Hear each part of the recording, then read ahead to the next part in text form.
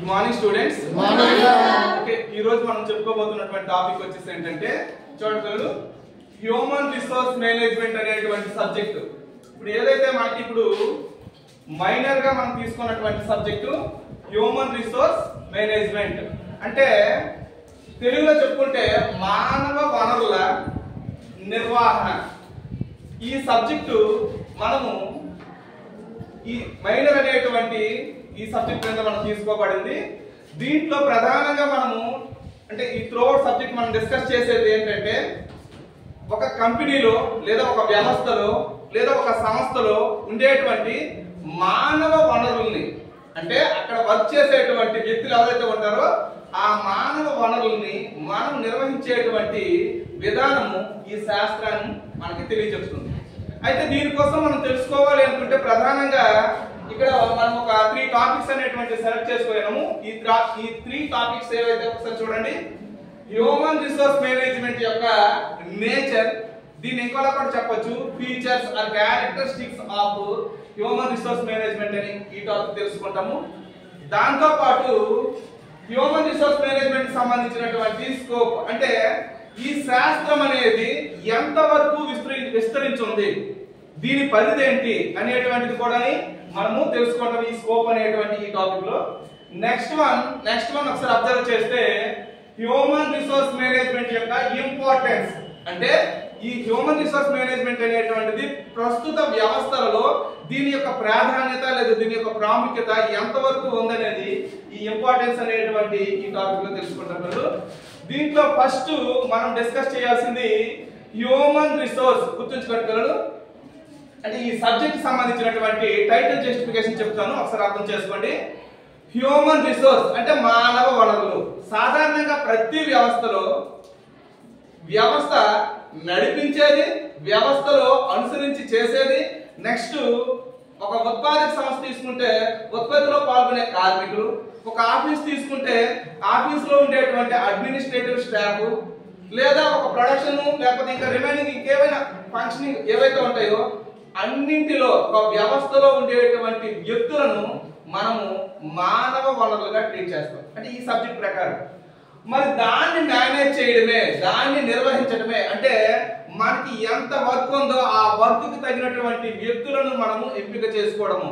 ఆ వర్క్ కి తగినటువంటి వ్యక్తుల్ని ఎలా ఎంపిక చేసుకుంటాము, ఆ వర్క్ కి ఎటువంటి అర్హతలు ఎటువంటి నైపుణ్యాలు అవసరం ఉన్నాయో అటువంటి వ్యక్తుల్ని ఎంపిక చేసుకొని ఎంత వర్క్ కి ఎంత మంది వ్యక్తులు అవసరమో అలా నిర్వహించడాన్ని మనము మేనేజ్మెంట్ అని అంటాం.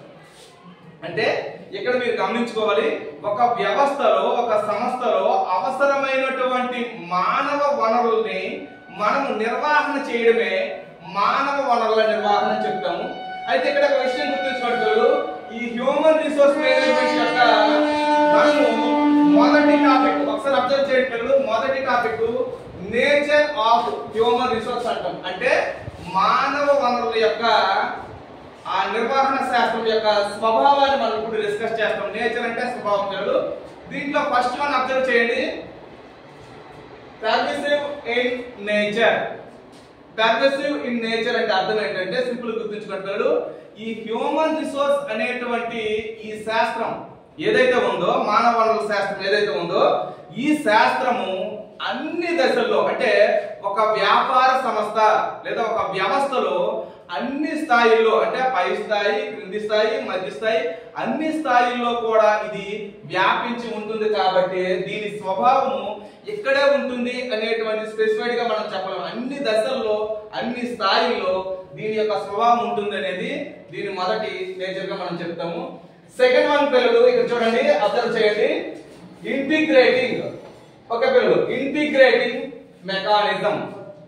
ఇంటిగ్రేటింగ్ మెకానిజం అంటే ఏంటంటే ఒకసారి అబ్జర్వ్ చేయండి.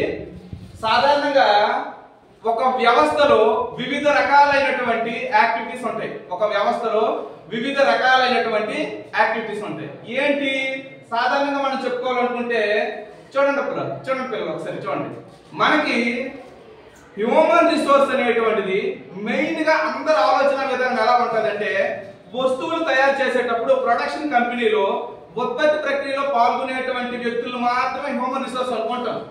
కానీ ఓన్లీ ఉత్పత్తి ప్రక్రియలో పాల్గొనే వాళ్ళే కాకుండా వివిధ రకాల విభాగాలు ఉంటాయి. మనము ఒక వ్యవస్థలో సాధారణంగా చెప్తే ఫైనాన్స్ డిపార్ట్మెంట్, నెక్స్ట్ వన్ వచ్చేసి పర్చేజ్ డిపార్ట్మెంట్, నెక్స్ట్ వన్ వచ్చేసి ఏంటంటే సేల్స్ డిపార్ట్మెంట్, నెక్స్ట్ వన్ వచ్చేసి ఏంటంటే ప్రొడక్షన్ డిపార్ట్మెంట్, ఇవన్నీ ఉంటాయి.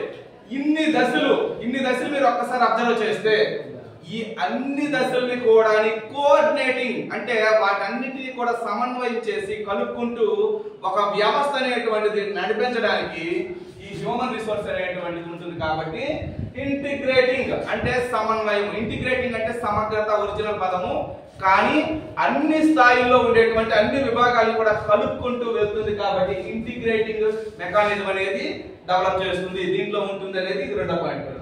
Next one challenging function. ఇది నీటి వెనకలు. ఛాలెంజింగ్ ఫంక్షన్ అంటే ఏంటంటే హ్యూమన్ రిసోర్స్ మేనేజ్ చేయడము, ఏదో మనం ఫ్యాన్ తీసుకోవడం కదా, స్విచ్ చేసాం కదా, ఫ్యాన్ తిరుగుతుంది నేను చెప్పినట్టు వింటది అనేటువంటిది యంత్రాలకి. కానీ మానవులు అనేటువంటి వాళ్ళు ఎమోషనల్స్, సైకలాజికల్ ఫీలింగ్స్ ఉంటాయి. వాళ్ళు ఒక్కొక్క వ్యక్తికి ఒక్కో రకమైనటువంటి బిహేవియర్ ఉంటుంది. వాళ్ళందరినీ కూడా ఒక వ్యవస్థలో ఒక టీం వర్క్ లో కానీ మనం మేనేజ్ చేయడం అనేది చాలా ఛాలెంజింగ్ టాస్క్. అంటే ఒక పనికి ఒక వ్యక్తిని అప్పచెప్పేటప్పుడు వాడికి అనుసంధానంగా కొంతమంది వ్యక్తుల్ని సబార్డినేట్స్ ఇస్తాం. మరి వాళ్ళందరూ కూడా వాడి మాట వినాలంటే ఒక్కొక్కరు ఒకలా ఉంటే టాస్క్ అనేది ఫుల్ఫిల్ అవ్వదు కదా. కాబట్టి ఇక్కడ ఏం జరుగుతుంది అంటే ఈ హ్యూమన్ రిసోర్స్ ని మేనేజ్ చేయడం కూడా ఒక ఛాలెంజింగ్ టఫ్ టాస్క్. కాబట్టి దీన్ని ఛాలెంజింగ్ ఫంక్షన్ అని కూడా చెప్తాం, ఈ హ్యూమన్ రిసోర్స్ మేనేజ్ చేయడం కూడా. నెక్స్ట్ వన్ పేరు చూడండి, ఆక్సిలరీ సర్వీసెస్. ఇవి ఏంటంటే ఒక వ్యవస్థ తను అనుకున్నటువంటి లక్ష్యాలు, తను చెప్పుకున్నట్టు తను నిర్దేశించుకున్నటువంటి గోల్స్ ఏవైతే ఉంటాయో వాటిని చేరుకోవడానికి ఈ హ్యూమన్ రిసోర్స్ మేనేజ్మెంట్ అనేటువంటిది హెల్ప్ చేస్తుంది. కాబట్టి దీన్ని ఆక్సిలరీ సర్వీసెస్ అంటాం. ఎలా హెల్ప్ చేస్తుంది అంటే ఏంటంటే మనము హ్యూమన్ రిసోర్స్ మేనేజ్మెంట్ అంటే ఏమీ లేదు పిల్లలు, ఒక వ్యవస్థలోకి అక్కడ పనికి వ్యక్తులు అవసరము, ఆ వ్యక్తుల్ని తీసుకొచ్చి నియమించడం. మరి వ్యక్తుల్ని రైట్ పర్సన్స్ ని మనం రైట్ టాస్క్ కి మనం అప్పచెప్పడమే ఈ ఆక్సిలరీ సర్వీస్ గా జరుగుతుంది. అంటే హ్యూమన్ రిసోర్స్ మేనేజ్మెంట్ లో ఏం జరుగుతుంది అంటే హెచ్ఆర్ మేనేజర్ ఏం చేస్తాడంటే ఈ పొజిషన్ ఈ జాబ్ కి ఫలానా క్వాలిఫైడ్ ఫలానా స్కిల్స్ ఉన్నటువంటి వ్యక్తిని తీసుకోవాలి, నియమించుకోవాలి అనేటువంటి ఒక నిర్దేశకత్వం అనేటువంటి అక్కడ జరుగుతుంది. కాబట్టి దీన్ని ఆక్సిలరీ సర్వీసెస్ అని కూడా అంటాం. నెక్స్ట్ వన్ అబ్జర్వ్ చేయండి పిల్లలు, ఇంటర్ డిసిప్లినరీ ఫంక్షన్. ఇది నీటి వినాలి. ఏంటంటే ఇంటర్ డిసిప్లినరీ ఫంక్షన్ అంటే ఈ హెచ్ఆర్ఎం ని ఎందుకు అన్నారంటే దీంట్లో ఒక సైకాలజీ ఉంటుంది, ఒక సోషియాలజీ ఉంటుంది, ఒక ఫిజియాలజీ ఉంటుంది. నెక్స్ట్ దీంట్లో ఇంకా యూనివర్సల్ గా ఉండేటువంటి అన్ని అంశాల్లో కూడా మనము ఈ హెచ్ఆర్ఎం ని మనము చూడగలుగుతాం. వీటన్నిటిని మేనేజ్ చేయగలగాలి. హ్యూమన్ రిసోర్స్ అనేటువంటి లేకుండా అంటే మానవ వనరులు లేకుండా ఏ విభాగాలు కూడా ఉండవు. అయితే ఇక్కడ విషయం గుర్తుంచుకోవాలి, సైకాలజీ అంటే ఏంటంటే వాళ్ళ మానసిక పరివర్తనకు సంబంధించినటువంటిది. నెక్స్ట్ ఫిజియాలజీ అంటే ఏంటంటే కొన్ని జాబ్స్ కి శారీరక దృఢత్వం అవసరం. ఇప్పుడు మిలిటరీ ఇలాంటి ఫోర్స్ సైడ్ ఉన్నాయి కదా, వీటికి ఫిజియాలజీ అవసరం. కొన్ని సమాజంలో కలిసి సమాజంలో మమేకమై సమాజంతో ఉండేటువంటి వ్యక్తులు అవసరం. మరి ఇన్ని రకాల టఫ్ టాస్క్లన్నింటినీ కూడా ఇది డిస్కస్ చేస్తుంది, ఇన్ని రకాల టఫ్ టాస్క్లన్నింటినీ కూడా ఇది కనెక్ట్ చేసుకుని వెళ్తుంది. కాబట్టి దీన్ని ఇంటర్ డిసిప్లినరీ ఫంక్షన్ అంటాం. అంటే ఏదో ఒక విభాగానికి ఒక అంశానికి చేసేటువంటి యాక్టివిటీ కాదు. కాబట్టి నెక్స్ట్ వన్ పిల్లలు చూడండి, కంటిన్యూస్ ఫంక్షన్. ఏంటి పిల్లలది? Continuous function. దీని యొక్క నెక్స్ట్ నేచర్ ఏం చెప్తుందంటే హ్యూమన్ రిసోర్స్ అనేటువంటిది నిరంతరము కొనసాగేటువంటి ఒక విధి అని చెప్తాం. ఎందుకంటే ఈ హ్యూమన్ రిసోర్స్ అనేటువంటిది ఒక గంట, ఒక రోజు, ఒక వారం, ఒక సంవత్సరం నిరంతరము కూడా కొనసాగుతుంది. ఎలా కొనసాగుతుందంటే ఒక జాబ్ జరగాలంటే అక్కడ వర్క్ జరగాలంటే అక్కడ ఒక మనిషి ఉండాలి. ఆ మనిషి ఇన్ కేసు లేడు, వాడు ఆబ్సెన్స్ లో మనం కొత్త వాడిని అక్కడ పెడితేనే పని జరుగుతుంది. వాడు లేడు, జాబ్ రిజైన్ చేస్తాడు, లేదు వాడు ఇల్నెస్ అవ్వచ్చు. అంటే మనము ఈ హెచ్ఆర్ఎం అనేటువంటిది ఏంటంటే అవసరమైన పొజిషన్ లో అవసరమైన ప్లేస్ లో ఆ మనిషిని అక్కడికి సెట్ చేయాలి. మరి అలా అవసరమైనటువంటి వ్యక్తులకి అవసరమైనటువంటి మనుషులకి మనం అక్కడ అందజేయాలి అని అంటే ఇక్కడ కంటిన్యూస్ ప్రాసెస్ గా ఎప్పుడు కూడా మనం రిలాక్స్ అవ్వడానికి అవకాశం లేదు. ఎందుకు రిలాక్స్ అవ్వడానికి అవకాశం లేదంటే ఇక్కడ ఒక విషయం గమనించండి. రిలాక్స్ అయ్యాము అనుకుంటే అక్కడ ఒక మనిషి అందుబాటులో లేడు అంటే అక్కడ పని అయిపోతుంది. ఎక్కడ తీసుకోండి, ఏ పొజిషన్ ఏ లెవెల్లో ఏ డిపార్ట్మెంట్ లో తీసుకున్నా కానీ ప్రతి నిమిషము ప్రతి సెకండ్ కూడా ఏంటంటే హెచ్ఆర్ఎం అనేటువంటిది ఎప్పుడు కూడా యాక్టివ్ గా ఉండాలి. కాబట్టి ఇది కంటిన్యూస్ ప్రాసెస్ అని చెప్తాం. నెక్స్ట్ పిల్లలు చూడండి, యాక్షన్ ఓరియంటెడ్. హెచ్ఆర్ఎం అనేది ఎప్పుడు కూడా యాక్షన్ ఓరియంటెడ్ ఎందుకు అంటామంటే చిన్న ఎగ్జాంపుల్ చెప్తాము. ఒక వ్యక్తిని ఎంప్లాయీగా రిక్రూట్ చేశాం. వాడు టాలెంటెడ్, కానీ వాడి బిహేవియర్ వల్ల వర్క్ జరిగేటువంటి ప్రదేశంలో లేదా వర్క్ లో ఏదైనా వ్యత్యాసం వచ్చిందనుకో ఇమ్మీడియట్ గా వాడిని రిమూవ్ చేయొచ్చు, వాడి ప్లేస్ లో ఇంకొకరిని తీసుకురావచ్చు. అంటే అంత యాక్షన్ ఓరియంటెడ్ ఉంటుంది అనమాట. లేదు, ఒక వ్యక్తికి ఒక టాస్క్ అప్ చెప్పాము, వాడు బాగా చేసి కంప్లీట్ చేస్తాడు, వాడికి ప్రమోషన్ ఇస్తుంది, వాడికి ఒక రివార్డ్ ఇస్తుంది. లాజిక్ అర్థమవుతుంది కదా. అంటే హెచ్ఆర్ఎంఏ ప్రమోషన్ రికమెండ్ చేస్తుంది. హెచ్ఆర్ఎంఏ అంటే ఈ హ్యూమన్ రిసోర్స్ మేనేజ్మెంట్ లోనే శాలరీ ఇంక్రిమెంట్ ఉంటుంది. ఇవన్నీ మీకు నెక్స్ట్ చెప్తాను, గమనించండి. అంటే యాక్షన్ ఓరియంటెడ్ ఎందుకు అంటున్నాం అంటే ఒక పనికి ఒక వ్యక్తిని మనం అప్పగించేటప్పుడు అంటే జాబ్ ని మనం వాడికి అసైన్ చేసేటప్పుడు ఖచ్చితంగా ఆ జాబ్ లో వాడు ఏమాత్రం అశ్రద్ధ చేస్తే వాడి ప్లేస్ లో కొత్తవాడు వస్తాడు. లేదు, ఒక జాబ్ లో వాడు పెర్ఫార్మెన్స్ హైలైట్ చేశాడు, అలాంటప్పుడు వాడికి ప్రమోషన్ రికమెండ్ చేస్తుంది, లేదా వాడికి బోనస్లు ఇవ్వమని చెప్తుంది, లేదా వాడికి ఇంక్రిమెంట్ ఇవ్వమని చెప్తుంది. ఇవన్నీ కూడా ఏంటంటే హెచ్ఆర్ఎం చేసే action oriented activities. Next one పిల్లలు చూడండి, పీపుల్ ఓరియంటెడ్. గుర్తుంచుకోండి పిల్లలు, ఈ పదము ప్రత్యేకంగా చెప్పక్కర్లేదు. ఎందుకంటే హ్యూమన్ రిసోర్స్ అంటే ప్రజలకు సంబంధించి, వ్యక్తులకు సంబంధించి. వ్యక్తులు లేనిదే హ్యూమన్ రిసోర్స్ శాస్త్రమే లేదు. అర్థమవుతుందా? అంటే వ్యక్తులకు సంబంధించిన శాస్త్రం కాబట్టి ఇందులో పీపుల్ ఓరియంటెడ్ ఎలా అంటే చూడండి పిల్లలు, సాధారణంగా వ్యక్తుల్లో ఒక్కొక్కరిలో ఒక్కొక్క టాలెంట్ ఉంటుంది, ఒక్కొక్కరిలో ఒక్కో రకమైనటువంటి నైపుణ్యాలు ఉంటాయి, ఒక్కొక్కరికి ఒక్కో రకమైనటువంటి అర్హతలు ఉంటాయి. అయితే ఇప్పుడు మన జాబ్ కి ఎటువంటి అర్హతలు ఎటువంటి నైపుణ్యము అవసరమైనటువంటి వ్యక్తి అవసరమో వాడిని తీసుకొచ్చి ఆ జాబ్ ని వాడికి అసైన్ చేస్తాం. కాబట్టి పీపుల్ ని లేకుండా అంటే ప్రజల్ని లేకుండా లేదా వ్యక్తులు లేకుండా హెచ్ఆర్ఎం ని ఊహించలేము.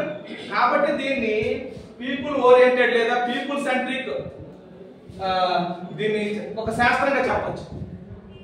అంటే ప్రజలకు సంబంధించి ప్రజలతో మమేకమైనటువంటి ఒక శాస్త్రంగానే దీన్ని చూడాలన్నమాట. ఈ నేచర్ లో చూడండి పిల్లలు, హ్యూమన్ రిసోర్స్ సంబంధించి మేనేజ్మెంట్ సంబంధించినటువంటి నేచర్ లో చివరిది డెవలప్మెంట్ ఓరియంటెడ్. గుర్తుంచుకోండి పిల్లలు, నీటి వినండి. వ్యక్తులు ఎవరైనా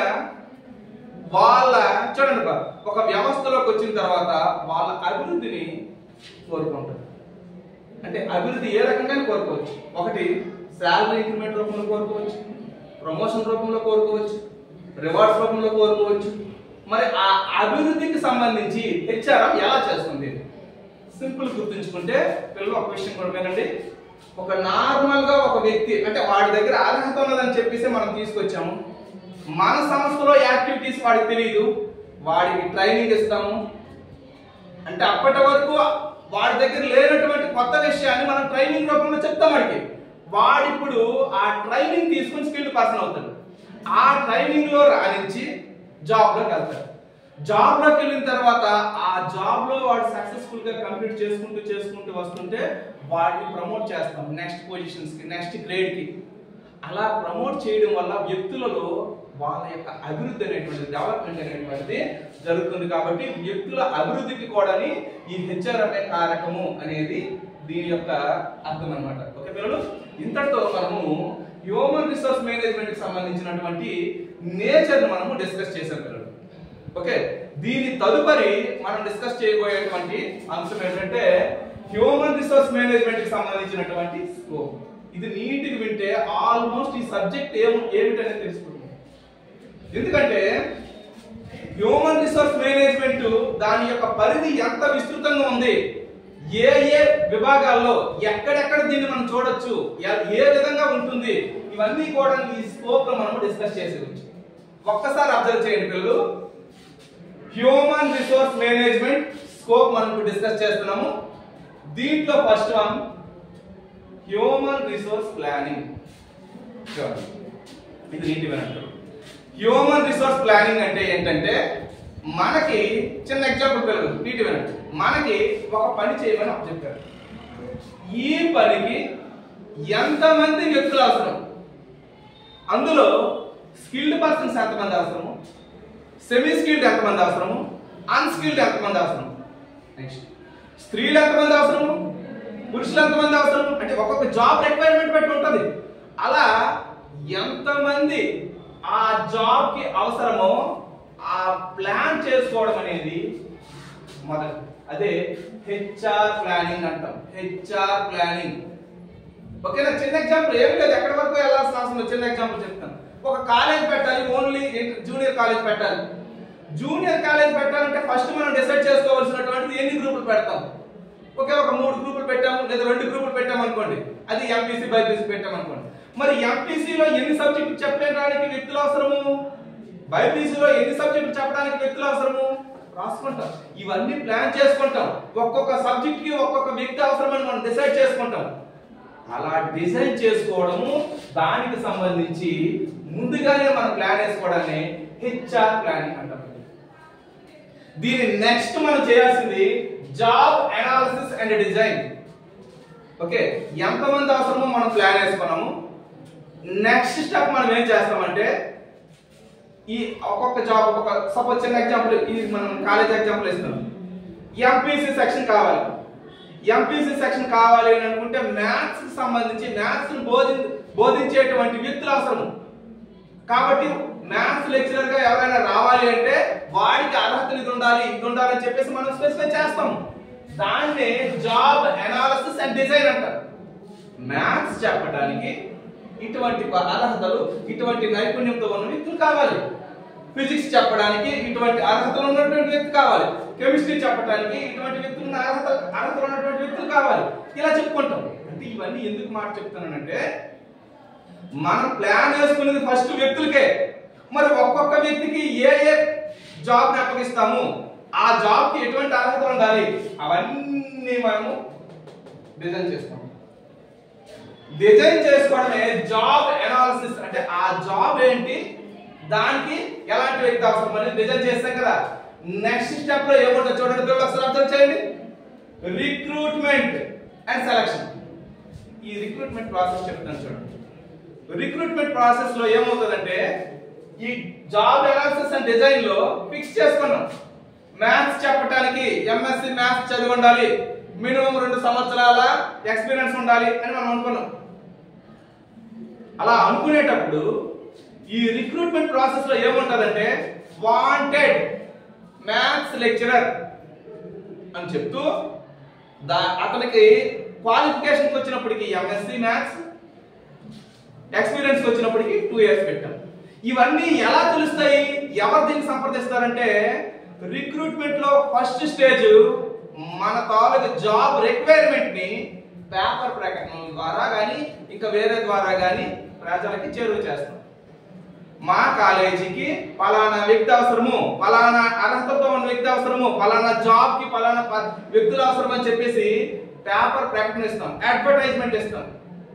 చూడండి రిక్రూట్మెంట్ లో ఫస్ట్ స్టేజ్ చూసాం కదా, పేపర్ ప్రకటన. ఇప్పుడు పేపర్ ప్రకటన చూసి అర్హతలు ఉన్న వ్యక్తులు నాకు అప్లికేషన్స్ పెట్టుకుంటారు. నాకు అంటే ఇక్కడ హెచ్ఆర్ మేనేజర్ కి అప్లికేషన్స్ వస్తాయి. ఆ అప్లికేషన్స్ లో మనం స్క్రూటినీ చేస్తాం, దాన్ని స్క్రీనింగ్ చేయమంటాం. స్క్రీనింగ్ అంటే ఏం చేస్తాము, ఒకసారి అబ్జర్వ్ చేయండి పిల్లలు. వచ్చిన అప్లికేషన్ లో క్వాలిఫికేషన్ అందరిది కామన్ గా ఉంది, ఇంకా ఎడిషనల్ క్వాలిఫికేషన్ ఉన్నది ఆడి పక్కన పెడతాము, ఎక్కువ ఎక్స్పీరియన్స్ ఉన్నది పక్కన పెడతాము, రిమైనింగ్ అన్ని పక్కన పెట్టేస్తాము. ఎక్కువ ఎక్స్పీరియన్స్ ఉండి ఎక్కువ క్వాలిఫికేషన్ ఉన్న వాళ్ళకి నేనేం చేస్తానంటే ఇంటర్వ్యూకి పిలుస్తాను. ఇదంతా రిక్రూట్మెంట్ లో జరుగుతుంది. ఇంటర్వ్యూకి పిలుస్తాను. ఇంటర్వ్యూకి వచ్చిన తర్వాత వాళ్ళు రెస్పాండ్ అయ్యి వాళ్ళ యొక్క ఇంటర్వ్యూలో వాళ్ళ తాలూకా టాలెంట్స్ ఏవైతే ఎక్స్ప్రెస్ చేస్తారో దాన్ని బట్టి మనము కొంతమంది మనకు అవసరమైనటువంటి పొజిషన్ కి మనం సెలెక్ట్ చేసుకుంటాం. దాన్ని సెలక్షన్ అంటారు. రిక్రూట్మెంట్ అనేటువంటిది అప్లికేషన్ వచ్చి ఇంటర్వ్యూ వరకు రిక్రూట్మెంట్ వరకు వస్తుంది. ఇప్పుడు అందులో మన అవసరానికి తగినటువంటి వ్యక్తులు మనం సెలెక్ట్ చేసుకోవడమే సెలక్షన్ ప్రొసీజర్ అండి. ఇది కూడా స్కోప్ లోనే చెప్తాం. నెక్స్ట్ అబ్జర్వ్ చేస్తే ఓరియంటేషన్ అండ్ ఇండక్షన్. ఇది నీటి వినడం కాదు. ఇది ప్రతి వ్యాపార సంస్థలో జరుగుతుంది. కొత్తగా ట్రైనింగ్ ఎవరైతే అంటామో లేదా కొత్తగా రిక్రూట్ అయినటువంటి వ్యక్తులు ఎవరైతే ఉంటారో వాళ్ళందరినీ ఒక మీటింగ్ పిలిచి, అంటే స్టార్టింగ్ రోజు ఒక సమావేశం ఏర్పరిచి, మీరందరూ ఈ సంస్థలో జాయిన్ అయినటువంటి కొత్త ఎంప్లాయీస్ కదా, మీకు ఈ సంస్థ కోసం తెలియపరుస్తామని చెప్పేసి సంస్థకు సంబంధించినటువంటి విలువలు, సంస్థకు సంబంధించినటువంటి పేరు ప్రఖ్యాతులు, సంస్థకు సంబంధించినటువంటి సంస్థలో ఎటువంటి ప్రోడక్ట్స్ తయారవుతున్నాయి, ఇవన్నీ విషయాలు కూడా వాళ్ళందరికీ తెలియపరచడాన్ని ఓరియంటేషన్ అంటాం లేదా ఇండక్షన్ అని చెప్తాం. అంటే సంస్థ కోసము కొత్తగా వచ్చినటువంటి వ్యక్తులకి ఇంకా చిన్న ఎగ్జాంపుల్ చెప్తాను చూడండి. ఆయన కానిస్టేబుల్ జాబ్ సెలెక్ట్ అయ్యారు పిల్లలు, అయ్యారనుకోండి. అయిన తర్వాత అది స్టార్టింగ్ డేజ్ ఒక సీనియర్ పోలీసింగ్ పర్సన్స్ వస్తారు. వచ్చి వాళ్ళకి మీటింగ్ ఏర్పాటు చేసి రేపటి నుంచి మీ ట్రైనింగ్ ఇలా ఉంటుంది, ఇక్కడ జాబ్ ఎలా ఉంటుంది అని ఎక్స్ప్లెయిన్ చేస్తారు కదా. ఆ చేసే విధానాన్ని ఓరియంటేషన్ లేదా ఇండక్షన్ అంటారు. ఖచ్చితంగా ఏ న్యూ ఎంప్లాయీ అయినా ఇది అనిపిస్తారు, ఖచ్చితంగా జరుగుతుంది అనమాట. అయితే దాన్ని ఎవరిస్తారు, ఎవరు చెప్తారంటే ఈ ఓరియంటేషన్ ఇండక్షన్ లో ఉండేది సీనియర్ ఎంప్లాయీస్ కొత్తగా వచ్చిన వాళ్ళకి ఆ ఓరియంటేషన్ క్లాస్ అనేటువంటిది చెప్తారన్నమాట. ఓకేనా? ఇది ఓరియంటేషన్ అండ్ ఇండక్షన్ చెప్తాం. నెక్స్ట్ వన్ అబ్జర్వ్ చేస్తే పిల్లలు ట్రైనింగ్ అండ్ డెవలప్మెంట్. ఈ రెండు గుర్తుంచుకుంటారు. ఇవి చాలా ఇంపార్టెంట్. నెక్స్ట్ వచ్చేసరికి ఇవన్నీ చాప్టర్లుగా వస్తాయి. ట్రైనింగ్ ఎందుకంటే మన వ్యాపారం చూడండి, వాళ్ళకి అర్హతలు ఉన్నాయి. మన వ్యాపార సంస్థకి ఎటువంటి ప్రొసీజర్ ఉంది, ఎలా ఇక్కడ వర్క్ చేసుకోవాలి, ఇవన్నీ కూడా ఏంటంటే ట్రైనింగ్ క్లాసులు, ఎక్స్ట్రా స్కిల్స్ వాళ్ళు డెవలప్ చేయడానికి కోసం ఎక్స్ట్రా స్కిల్స్ కి ట్రైనింగ్ ఇస్తూ వాళ్ళని మంచి స్కిల్డ్ పర్సన్ గా తయారు చేసి వాళ్ళకి ఏమంటే ఆ జాబ్ లో ప్రవేశపెడతారు. అంటే ఒక న్యూ కమర్ గా వచ్చేటువంటి ఒక న్యూ ఎంప్లాయీ ఎవరైతే ఉన్నారో ఆ న్యూ ఎంప్లాయీ ట్రైనింగ్ అనేటువంటిది తీసుకోవడం వల్ల ఏమవుతుంది అంటే వాళ్ళు కొన్ని చూడండి ఆ ట్రైనింగ్ లో కొన్ని స్కిల్స్ నేర్చుకుంటారు. స్కిల్స్ నేర్చుకొని ఆ స్కిల్స్ తో పాటు జాబ్ లోకి స్టార్ట్ అవుతారు. ఎప్పుడైతే ఆ స్కిల్స్ నేర్చుకొని జాబ్ అయితే అసైన్ చేసామో, జాబ్ అసైన్ చేసిన తర్వాత ఆ జాబ్ లో వాళ్ళు పర్ఫెక్ట్ అయిపోతారు. వాళ్ళందరూ ఎక్స్పర్ట్స్ అవుతారు. ఆ ఎక్స్పర్ట్స్ పర్ఫెక్ట్ ఇవన్నీ అవుతున్న ప్రక్రియలో వాళ్ళు ఈ డెవలప్మెంట్ అనేటువంటి పొజిషన్ కి చేరుకుంటారు, అభివృద్ధికి చేరుకుంటారు. అంటే వాళ్ళకే ఒక టాస్క్ ఆడ కష్టపడుతున్నట్టు. ఇప్పుడు మనం క్రికెట్ మ్యాచ్ లో చూడొచ్చు. క్రికెట్ మ్యాచ్ లో ఒకడు మామూలుగా జనరల్ గా చెప్పాను ఆల్రౌండర్ గా వచ్చినటువంటి వ్యక్తుల్ని నార్మల్ గా ప్రమోట్ చేసి ఓపెనర్ గా ప్రమోట్ చేస్తున్నారు. అర్థమవుతుందా? ఓపెనర్ గా ప్రమోట్ చేయడానికి రీజన్ ఏంటంటే వాళ్ళలో ఉన్నటువంటి ఆ టాలెంట్ అనేటువంటిది వెలికి తీస్తున్నారు. వెలికి తీసిన తర్వాత అక్కడ ప్రమోట్ చేయడం, అదంతా డెవలప్మెంట్ ప్రాసెస్. లాజిక్ అర్థమవుతుంది కదా? అంటే ఈ రోజు రోహిత్ శర్మ ఓపెనర్ గా వచ్చినా, సచిన్ టెండూల్కర్ ఓపెనర్ గా వచ్చినా వాళ్ళందరూ కూడా 4th, 5th, 6th డౌన్ లో ఆడిన ప్లేయర్సే. వాళ్ళు స్టార్టింగ్ స్టేజ్ లో వాళ్ళని గుర్తించి వాళ్ళ టాలెంట్ కి ఒక ప్రమోట్ చేశారు. ఆ ప్రమోట్ చేయడం డెవలప్మెంట్ ప్రాసెస్ అంటే దాన్ని సద్వినియోగం చేసుకున్నారు ఆ స్కిల్స్ తోటి. నెక్స్ట్ వన్ పేరు పెర్ఫార్మెన్స్ అప్రైజల్. ఈ పెర్ఫార్మెన్స్ అప్రైజల్ అంటే గుర్తుంచుకోండి, ప్రతి ఒక్క వ్యక్తి కూడా ఒక జాబ్ అసైన్ చేసిన తర్వాత వాడి పని అటు చేస్తారు.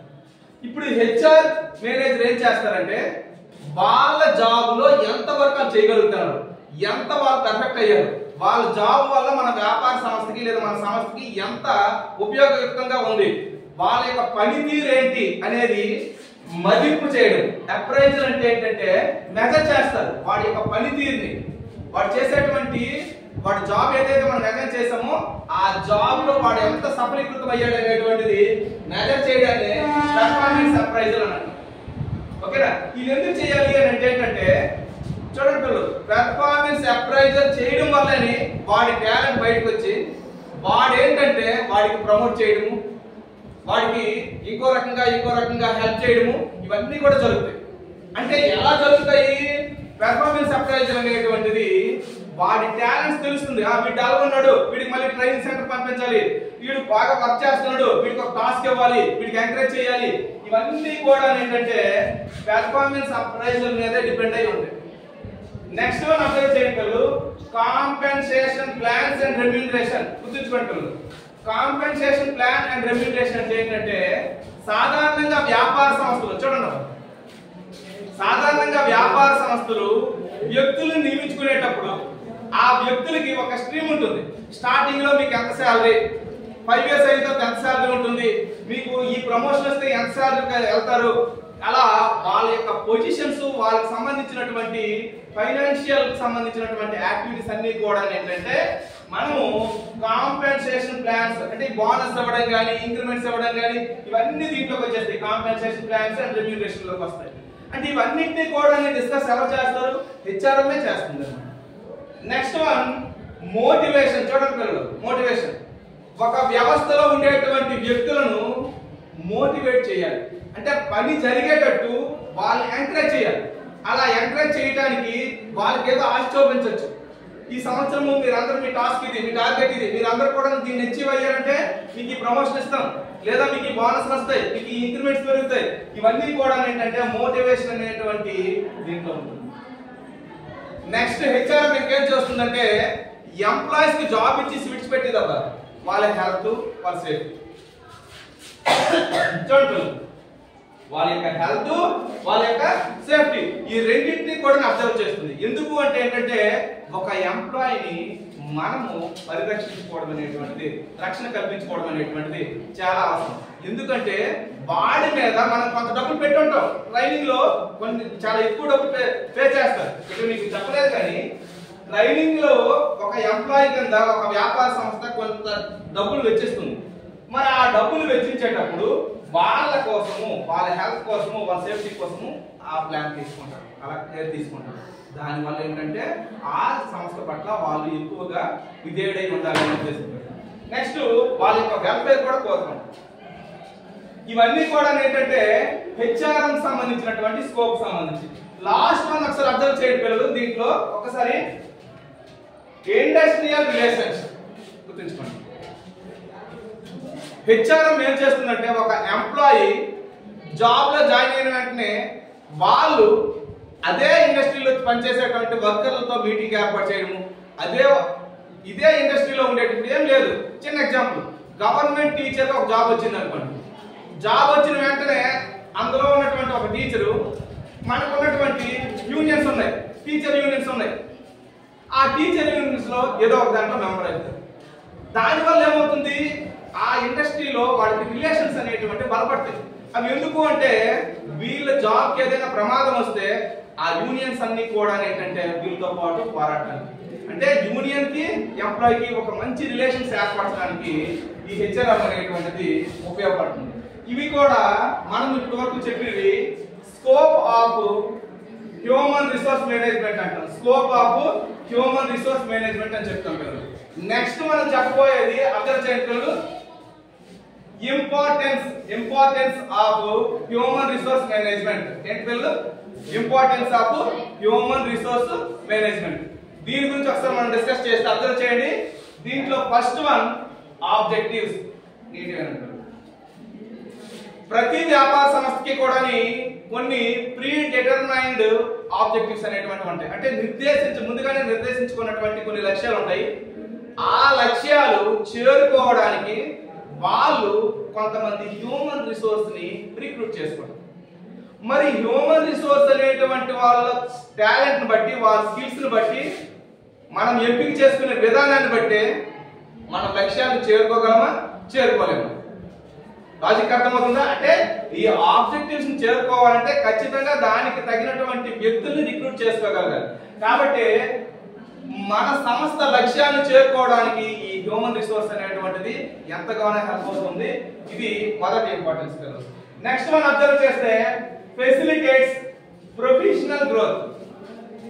ఒక ఎంప్లాయీ ఒక సంస్థలో నార్మల్ ఎంప్లాయీగా లేదా న్యూ జాయినీగా స్టార్ట్ అయితే అతని లైఫ్ లో ఎన్నో పొజిషన్స్ చేరుకునేటువంటి ఆ గ్రోత్ అంతా కూడా హెచ్ఆర్ఏ డిజైన్ చేస్తుంది. నువ్వు ఈ సంస్థలో జాయిన్ అయిన తర్వాత 5 years చేస్తే ఇక్కడికి వెళ్తావు, ఇంకొక 5 years చేస్తే మళ్ళీ అక్కడికి వెళ్తావు. ఆ పొజిషన్స్ కానీ ప్రమోషన్స్ కానీ ఇవన్నిటికీ కూడా ఏంటంటే హెచ్ఆర్ఏ డిజైన్ చేసుకుంటుంది. కాబట్టి మన యొక్క ప్రొఫెషనల్ అంటే వృత్తిపరమైనటువంటి అభివృద్ధికి ఇది హెల్ప్ చేస్తుందని చెప్పుకోవాలండి. నెక్స్ట్ మనం అబ్జర్వ్ చేస్తే పిల్లలు చూడండి, good relations between union and management. Good relation between union and management. నీటి వినడం. ఇక్కడ ఒక సంస్థలో ఎంప్లాయీగా జాయిన్ అయినటువంటి ఏ వ్యక్తి అయినా, ఒక సంస్థలో ఎంప్లాయీగా జాయిన్ అయినటువంటి ఏ వ్యక్తి అయినా ఏం చేస్తాడు? సాధారణంగా ఆ సంస్థలో ఎంప్లాయీగా ఉంటాడు. ఆ సంస్థ పెద్దదైతే దాంట్లో ఒక యూనియన్ ఉంటుంది. ఆ యూనియన్ లో వీడు మెంబర్ గా జాయిన్ అవుతుంది. మరి ఇప్పుడు యూనియన్ ఏం చేస్తుంది? వాళ్ళకి కొన్ని హక్కులు కావాలని పోరాడుతుంది. ఏంటి? మాకు ఇన్ని గంటలు పని చేయాలి, మేము ఇంత పని చేసిన తర్వాత మాకు శాలరీ ఇంత పెంచాలి, ఇంత ఇదైతే మాకు ఈ సేఫ్టీ తీసుకోవాలి, లేదా మా పిల్లలకి మీరు ఇలా కోఆపరేట్ చేయాలి, లేదా మాకు ఇక్కడ స్కూల్స్ కట్టించాలి. ఇటువంటి కొన్ని రకాలైనటువంటి వాళ్ళ హక్కుల కోసం వాళ్ళు పోరాడతారు. ఎవరు? యూనియన్స్. మరి యూనియన్స్ పోరాడేటప్పుడు మేనేజ్మెంట్ అవి ఇవ్వడానికి ఒప్పుకోవు. మేనేజ్మెంట్ ఎందుకు ఒప్పుకోవు? డబ్బు ఖర్చు పెట్టాలి కాబట్టి. మేనేజ్మెంట్ ఒప్పుకోవు కాబట్టి వాళ్ళ మధ్య సమస్య ఎప్పుడు కూడా తగులాగా ఉంటుంది. మరి వాళ్ళ మధ్య ఒక మంచి రిలేషన్షిప్ ని మెయింటైన్ చేయడానికి ఈ హెచ్ఆర్ఎం అనేటువంటిది, ఇది హ్యూమన్ రిసోర్స్ అనేటువంటిది చాలా హెల్ప్ అవుతుంది. ఎందుకంటే డబ్బులు ఖర్చు పెట్టాలంటే వాళ్ళు ఒప్పుకోరు, ఎవరు? మేనేజ్మెంట్ ఒప్పుకోరు. అలా అనుకో చెప్పేసి యూనియన్ వాళ్ళు కూరుకోరు. మా హక్కులు ఇవి, మాకు ఖచ్చితంగా ఖర్చు పెట్టండి, మాకు చేయండి, నెరవేర్చండి అని చెప్పేసి యూనియన్ వాళ్ళు అడుగుతారు. మీరు చాలా సినిమాలో కూడా చూస్తుంటారు పిల్లలు, కొన్ని వర్కర్స్ అందరూ స్ట్రైక్ చేస్తారు. దేనికోసము? వాళ్ళకి ఒక యూనియన్ ఉండబట్టి. అర్థమవుతుంది కదా? అయితే ఇలా మేనేజ్మెంట్ కి యూనియన్ కి ఉన్నటువంటి సమస్యలు ఏవైతే ఉన్నాయో ఆ సమస్యలు పరిష్కరించి వాళ్ళందరినీ కూడా ఒక మంచి రిలేషన్ ఏర్పాటు చేసేలాగా ఈ హెచ్ఆర్ఎం అనేటువంటిది హెల్ప్ చేస్తుంది. కాబట్టి good relation between union and management అని చెప్తారు. నెక్స్ట్ చూడండి, helps in individuals to work in a team. అంటే ఒక సంస్థలోకి ఒక కొత్తగా వచ్చినటువంటి ఒక వ్యక్తి ఇండివిడ్యువల్ వర్క్ చేసేటప్పుడు వాడు ఒక టీమ్ లో ఎంటర్ అవుతాడు. టీమ్ వర్క్ గా ఉండాలి. మరి దానికి ఇది ఎంత హెల్ప్ అవుతుంది అంటే ఏంటంటే ఏ జాబ్ లోకి వెళ్ళాలన్నా ఆ జాబ్ కి సీనియర్స్ ఉంటారు. ఆ సీనియర్స్ కి జూనియర్స్ కి అప్పుడప్పుడు వీళ్ళు ఇంటరాక్ట్ చేసేటువంటి పొజిషన్ ఉంటుంది. ఇక్కడ చెప్పాం కదా ఇండక్షన్ అని చెప్పేసి, ఓరియంటేషన్ అండ్ ఇండక్షన్ చెప్పాం కదా. అలా సీనియర్స్ జూనియర్స్ మధ్య ఒక సౌహృదమైనటువంటి వాతావరణాన్ని ఏర్పరిచి వాళ్ళ మధ్య ఏమవుతుంది? Team work. ఎందుకు? ఒక సీనియర్ ప్లేయర్ దగ్గర జూనియర్స్ అందరూ కూడా అసిస్ట్ అవుతారు, వాళ్ళతో పాటు హెల్ప్ చేసుకుంటారు. అంటే ఆ టీమ్ వర్క్ లో వర్క్ చేయడానికి, పార్టిసిపేట్ చేయడానికి కూడా వాళ్ళకి ఒక అవకాశం హెచ్ఆర్ అనేది కల్పిస్తుంది. ఓకే, నెక్స్ట్ వన్ చూడండి, identify persons for the future. ఇది నీట్ వినాలి. హెచ్ఆర్ యొక్క మెయిన్ ఆబ్జెక్టివ్ ఏంటంటే ఒక వ్యాపార సంస్థ లేదా ఒక సంస్థ తన ఫ్యూచర్ ముందు నిర్ణయించుకుంటుంది, కొన్ని లక్ష్యాలను నిర్ణయించుకుంటుంది.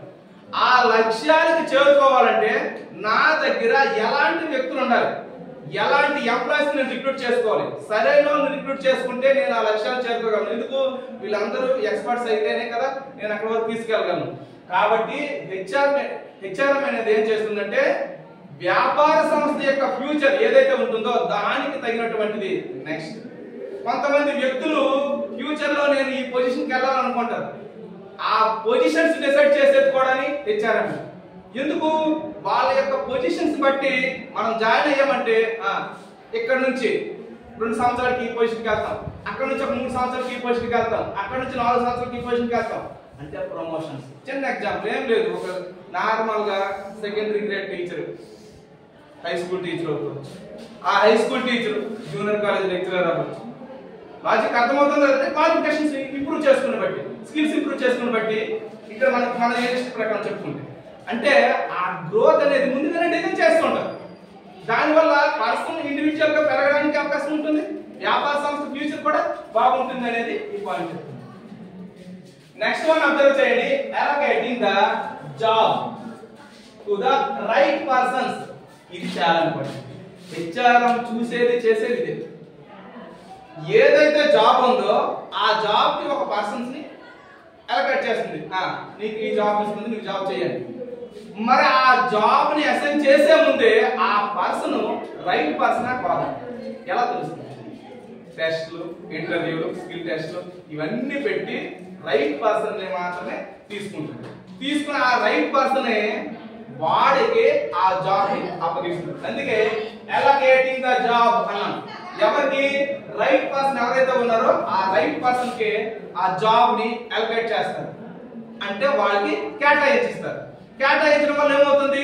రైట్ పర్సన్ కాబట్టి వాడు కష్టపడతాడు, ఆ జాబ్ ని ఈజీగా చేసుకుని వెళ్ళిపోతాడు, లేదా వాళ్ళు అనుకున్న టార్గెట్స్ ని ఈజీగా రీచ్ అవుతాడు. కాబట్టి హెచ్ఆర్ఎం చేసేది ఏంటంటే రైట్ పర్సన్ ని సెలెక్ట్ చేసుకుంటుంది, ఆ రైట్ పర్సన్ కి సరైనటువంటి జాబ్ ని అప్పగిస్తుంది అనేది. నెక్స్ట్ లాస్ట్ వన్ ఒకసారి అబ్జర్వ్ చేయండి పిల్లలు, ఇంప్రూవ్స్ ద ఎకానమీ. హెచ్ఆర్ఎం అనేది ఒక ఆర్థిక వ్యవస్థని ఎలా ఇంప్రూవ్ చేస్తుంది, ఎలా అభివృద్ధి చేస్తుంది అని అంటే ఒకసారి అబ్జర్వ్ చేయండి.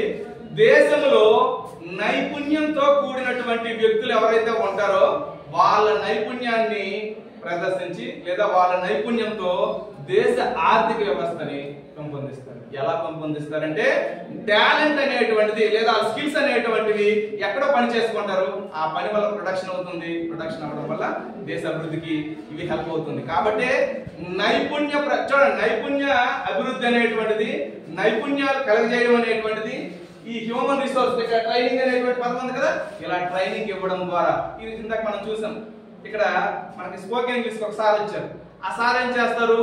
మనకి స్పోకెన్ ఇంగ్లీష్ అనేటువంటి కోచింగ్ ఇస్తారు. ఇవి కూడా మనలో స్పోకెన్ ఫామ్ వచ్చింది అనుకో, మనం ఎక్కడైనా వాయిస్ ఇచ్చేటువంటి బీపోయిస్ ఉంటాయి, ఓకేనా, దాంట్లో మనం జాబ్స్కి వెళ్ళిపోవచ్చు. అంటే మనకు ఒక టాలెంట్, అప్పటి వరకు నార్మల్ మనకి ఇంగ్లీష్ వచ్చి మాట్లాడడం వచ్చు, మనం అటువంటి జాబ్స్ వాయిస్ జాబ్స్ లోకి వెళ్ళిపోవచ్చు. అంటే ఇవన్నీ కూడా ఇంప్రూవ్ అవ్వడానికి హెల్ప్ అవుతాయి. ఎప్పుడైతే ఒక దేశంలో నైపుణ్యమైనటువంటి వ్యక్తులు ఉంటారో ఆ దేశ అభివృద్ధి అనేటువంటిది జరుగుతుంది. మరి నైపుణ్యం జరగాలంటే హెచ్ఆర్ అనేటువంటి ఉండాలి. ఓకే పిల్లలు చూడండి, ఒకసారి అర్థం చేయండి. ఈ రోజు మనం ఈ టాపిక్ లో ఏం డిస్కస్ చేసామంటే హ్యూమన్ రిసోర్స్ మేనేజ్మెంట్ కి సంబంధించినటువంటి నేచర్ డిస్కస్ చేసాము, నెక్స్ట్ స్కోప్ డిస్కస్ చేసాము, నెక్స్ట్ వన్ వచ్చేసి ఏంటంటే ఇంపార్టెన్స్ డిస్కస్ చేసాము. ఇంతతో ఈ క్లాస్ అనేటువంటిది ముగిస్తున్నాం.